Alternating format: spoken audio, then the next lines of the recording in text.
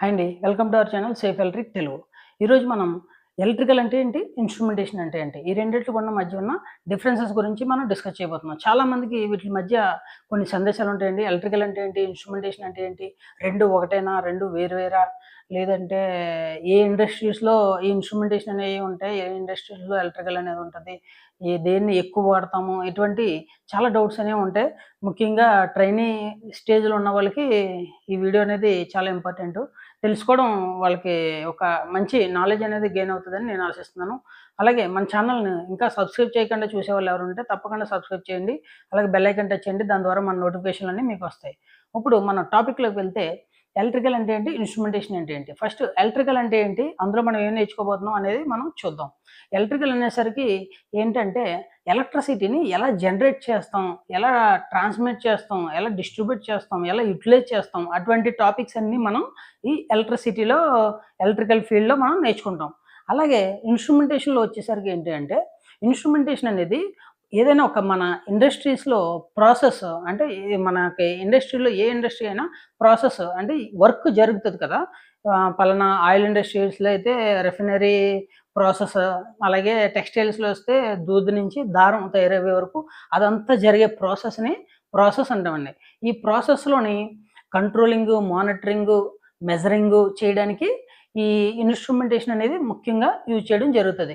అలాగే మనం ఇప్పుడు ఆటోమేషన్ అనేది ఎక్కువ యూజ్ చేస్తున్నాం. ఇండస్ట్రీస్‌లో ఆటోమేషన్ అనేది ఒక కామన్ అయిపోయిందండి. ప్రతి ఇండస్ట్రీ‌లోని ఎక్కువ ఆటోమేషన్ అనేది యూజ్ చేస్తున్నారు. ఎందుకంటే దానివల్ల మనం ఏదైనా ఒక సిస్టమ్ పెట్టుకున్నామంటే ఆ సిస్టమ్‌ని మానిటరింగ్ చేయడం, కంట్రోలింగ్ చేయడం ఇన్‌స్ట్రుమెంటేషన్ ద్వారా చేయవచ్చు.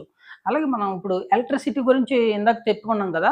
ఎలక్ట్రిసిటీలో మనం జనరేషన్ అనేసరికి ఏంటంటే, ఇప్పుడు జనరేటింగ్ స్టేషన్స్ ఉన్నాయి కదా! Power plants, wind power plant, tidal power plant, అలాగే hydro power plant, solar power plant ఇలాగా ఇయన్నీ కూడా జనరేషన్‌లో వస్తదండి. పవర్ జనరేషన్ ఎలక్ట్రిసిటీ అనేది జనరేట్ అవుతుందక్కడ.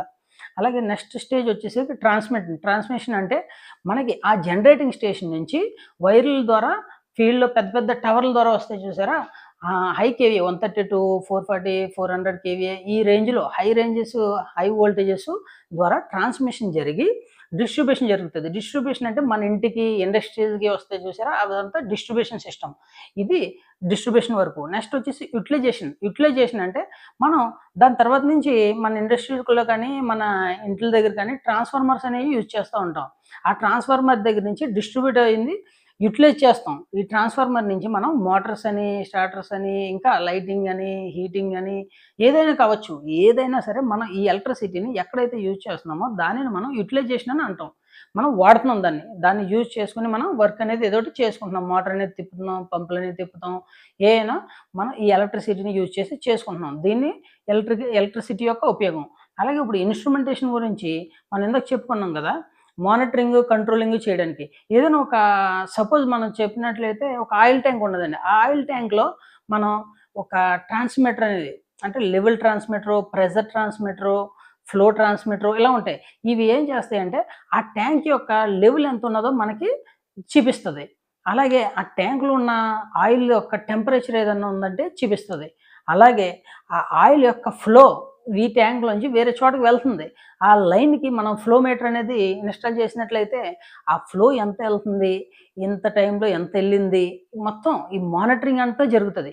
అలాగే ఇది ఫుల్ హై లెవెల్ వచ్చేసింది ట్యాంకు. మనకి దీని యొక్క ముందు మోటార్ ఆగాలి. ఆగాలి అంటే ఆటోమేటిక్ సిస్టమ్ పెట్టుకుంటున్నాం మనం ఆటోమేషన్ ద్వారా.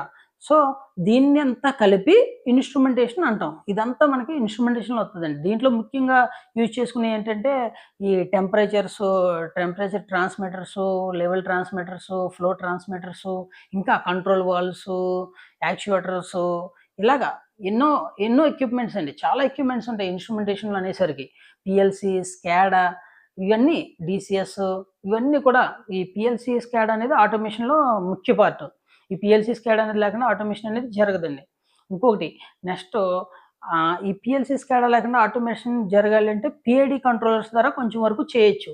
కానీ అది ఫుల్‌ఫిల్‌గా కాదు. కాకపోతే కొంచెం అనేది మనం చేయొచ్చు. ఈ ట్రాన్స్‌మిటర్‌లని ఆటిల్ని పీఐడీ కంట్రోల్స్ ద్వారా కంట్రోల్ చేయొచ్చు. కంట్రోల్ చేసుకోవడం మనం దీన్ని లెవెల్ ఆటిల్ని మానిటరింగ్ అనేది చేయొచ్చు. కంట్రోల్ వాల్వ్స్, యాక్చుయేటర్ వాల్వ్స్ ఇటువంటి ఆటిల్ని కూడా చేయొచ్చు. ఇదంతా కలిపి మనకి ఇన్‌స్ట్రుమెంటేషన్‌లోకి వస్తది. ఇది ముఖ్యంగా ఇన్‌స్ట్రుమెంటేషన్‌కి, ఎలక్ట్రికల్‌కి ఉన్న డిఫరెన్స్. ఎలక్ట్రికల్‌లో వచ్చేసరికి హై వోల్టేజెస్ ఉంటాయి. ఇన్‌స్ట్రుమెంటేషన్‌లో వచ్చేసి డీసీ వోల్టేజ్ ఉంటాయి. 12 volts, 24 volts, 0-10 volts, 4-20 milliamps ఈటిలిని యూజ్ చేసుకొని మనం ఈటిలిని ఆపరేట్ అనేది చేస్తాం. దాంట్లో వచ్చేసరికి ఏంటంటే హెచ్‌టీ, ఎల్‌టీ, హెచ్‌వి, ఎల్‌వి అనేది. హెచ్‌టీ అనేసరికి ఏంటంటే మనకి 33 కేవీ, 11 కేవీ ఇయన్నీ హెచ్‌టీలోకొస్తాయి. అదే ఎంవీ వోల్టేజ్, మీడియం వోల్టేజ్ అనేసరికి 415, 230 వోల్ట్స్, సింగిల్ ఫేజ్‌లో వచ్చేసి 230 అవుతాయి. 3 ఫేజ్‌లో వచ్చేసి 415 వోల్ట్స్ వస్తాయి. ఇవి ఎక్కువగా మనం యూజ్ చేసేవి. అదే హెచ్‌టీలో కూడా యూజ్ చేస్తాం. 6.6 కేవీ కూడా యూజ్ చేస్తాం. ఆటిలిని కూడా యూజ్ చేసుకొని కూడా మోటార్‌లనేవి తిప్పుతారు. సో, ఇవి ముఖ్యమైన ఎలక్ట్రికల్‌కి, ఇన్‌స్ట్రుమెంటేషన్‌కి ఉన్న డిఫరెన్సెస్. ఓకేనండి. అది మీకు అర్థమైందని నేను ఆశిస్తున్నాను. అలాగే ఇలాంటి మరిన్ని వీడియోలు మన ఛానెల్‌లో అప్‌లోడ్ చేయడం జరుగుతది. అలాగే మీకేమైనా డౌట్‌లున్నా సరే మీరు కామెంట్ రూపంలో తెలియజేయండి. మేము తప్పకుండా దాని మీద ఏదైనా వీడియో చేయడానికి ట్రై చేస్తాను. Thank you for watching safe electric Telugu.